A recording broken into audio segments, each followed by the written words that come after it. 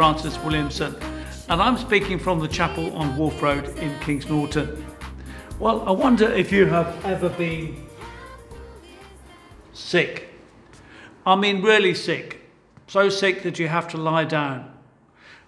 Here is a man, he has been lying down, not just for days, but for weeks and months. In fact, he's been lying down for years. He's been lying down ill for longer than you have been alive. And he's feeling very, very miserable. He thinks nothing will ever get better. He has a terrible illness, which means that he cannot move anything. I wonder if you can move your arms. He couldn't. I wonder if you can move your legs. He couldn't. He couldn't move his body. He couldn't move anything. All he could do was to lie down. And in fact, he was lying down there he is, on a stretcher. And that made him feel that he was completely, can you see these words here? Poor man. There we are. Completely stuck.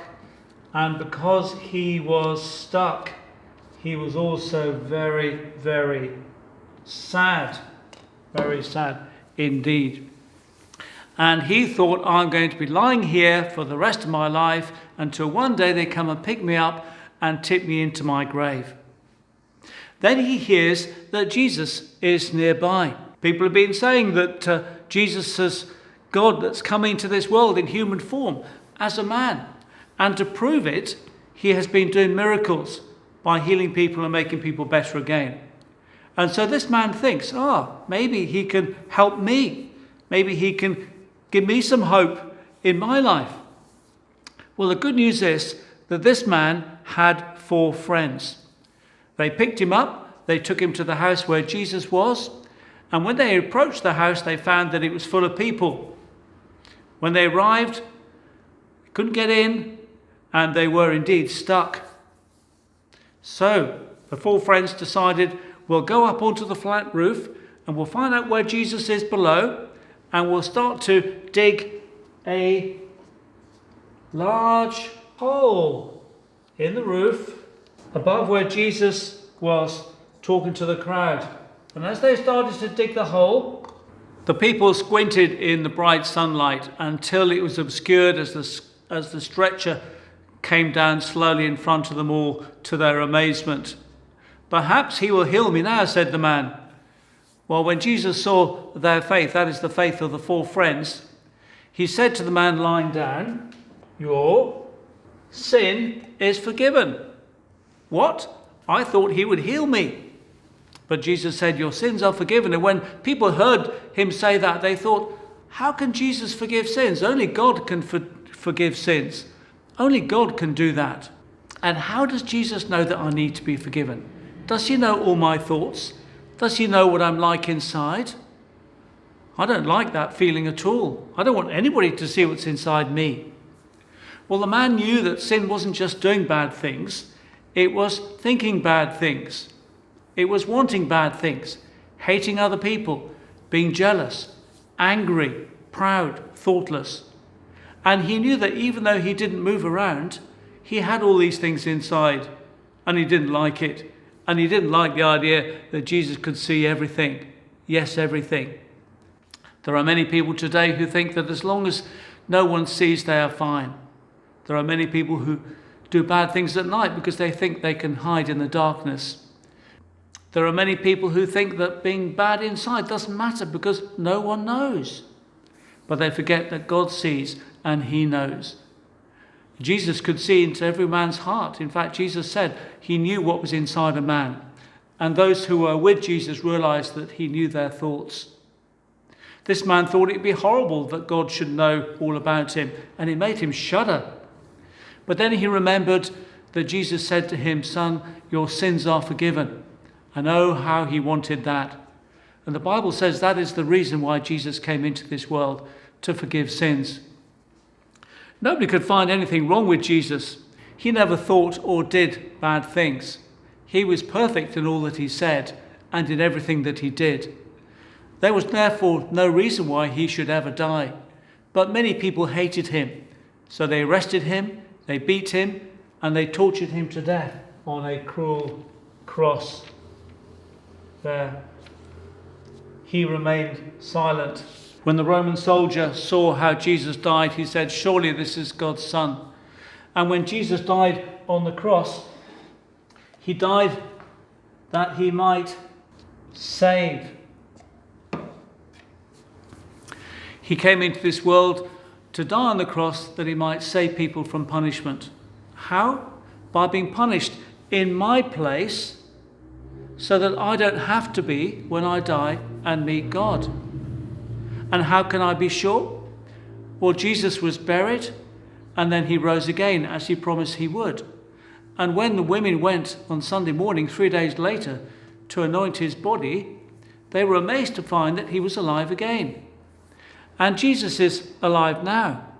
He stayed alive, and he will help anybody who comes and asks him to.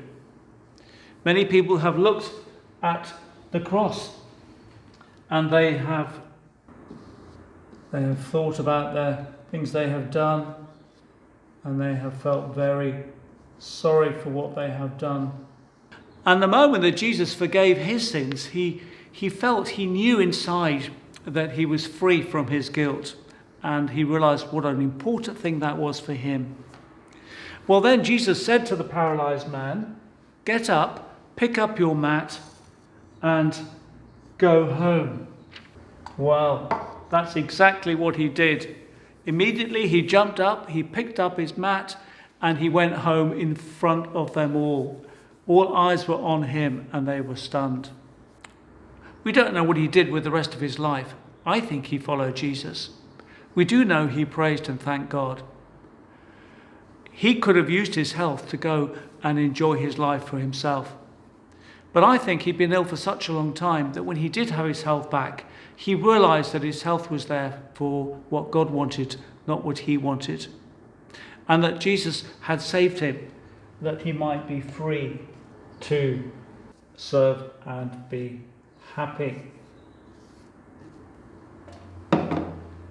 So a few S's on the board to think about. Well, we're going to sing a song. Many people had seen what had happened on that occasion, and they were amazed. Many people had heard that Jesus could calm the storm on the lake by just saying a word.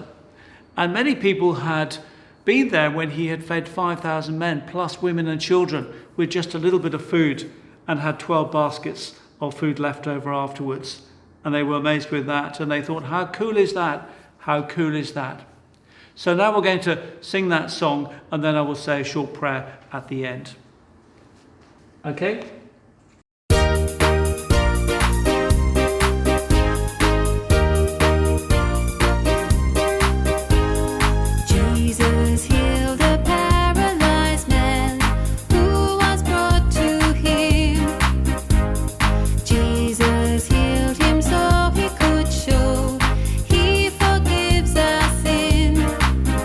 How cool is that? He took the man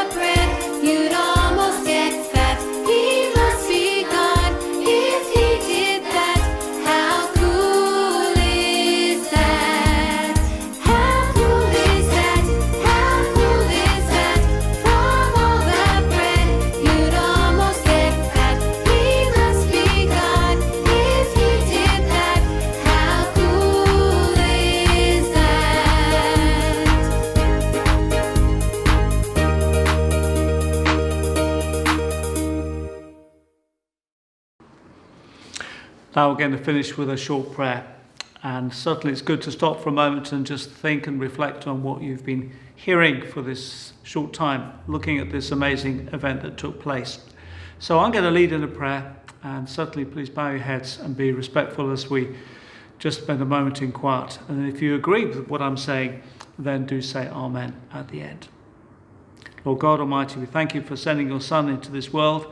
In your love and goodness, you gave him that he might show these wonderful things and how he healed and helped and did good to many people, and that he rose again from the grave and is still at work in many people's lives today. So thank you, Lord, for your kindness in giving us a home to live in and a school to come to and food and clothing and many good things. And we thank you in Jesus' name. Amen. So thanks for watching again, and hopefully we'll see you in person next time. Bye-bye.